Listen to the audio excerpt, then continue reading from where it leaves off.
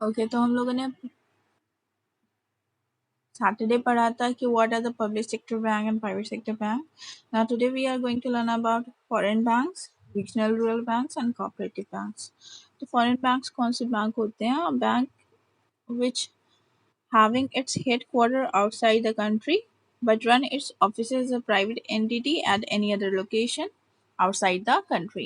तो जिसका हेडक्वार्टर आपकी कंट्री में ना होकर के किसी फॉरेन कंट्री में होता है उसे हम फॉरेन बैंक कहते हैं. ठीक है, और इसकी सब branches all over the world होती हैं. दिस बैंक में have many branches and offices they find suitable.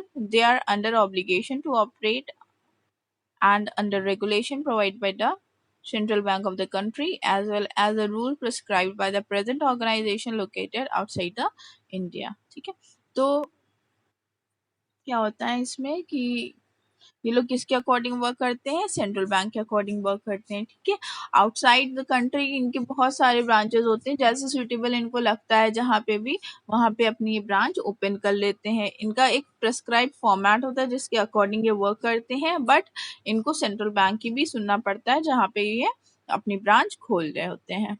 जैसे एग्जाम्पल यहाँ पे देखिए, HSBC बैंक है, सबने सुना होगा, Deutsche bank, then Citi bank, JP Morgan, Chase bank. ठीक है, तो इस तरीके के जो बैंक्स होते हैं ये क्या है? ये आपके फॉरेन बैंक्स हैं कि इनका हेडक्वार्टर यहाँ पे इंडिया में नहीं है, बाहर किसी कंट्री का है. Then RRB, regional rural banks. Regional rural banks RRB were established in 1976 with a view to satisfy the banking facility and credit needs for the rural people. ठीक है, तो रूरल पीपल के लिए खोला गया था. कौन से सन में? 1976 में. ठीक है, उनको बैंकिंग फैसिलिटी प्रोवाइड कराने के लिए, क्रेडिट प्रोवाइड कराने के लिए, उनकी नीड फुलफिल करने के लिए क्रेडिट की, तो उसके लिए ये RRB खोले गए थे. The main objective behind the formation of such bank is to provide a credit support to economically weaker section of the society like farmers, rural traders and small business owner. तो इनका जो main motive था RRB का क्या था कि जो weaker section है, मीन्स जो गरीब तबका है, उनको क्या करा जाए, जैसे फार्मर्स हुए और छोटे ट्रेडर्स हुए, स्मॉल बिजनेस ओनर्स हुए, तो उनको फाइनेंशियली असिस्ट करा जाए, उनको ये प्रोवाइड करा जाए पैसा. ठीक है, देन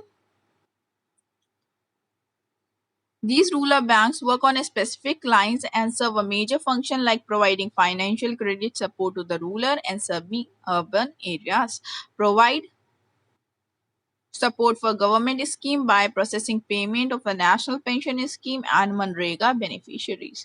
तो इसके अलावा अगर गवर्नमेंट को किसी भी तरीके का फाइनेंशियल असिस्टेंस देना होता है, फाइनेंशियली वर्क करना होता है इस सेक्शन के लिए, तो ये इन बैंकों के थ्रू करती है, चाहे वो कोई सी भी स्कीम हो, चाहे मनरेगा हो. ठीक है, इसका बेनिफिट भी इन बैंकों के थ्रू ही दिया जाता है. Then these banks are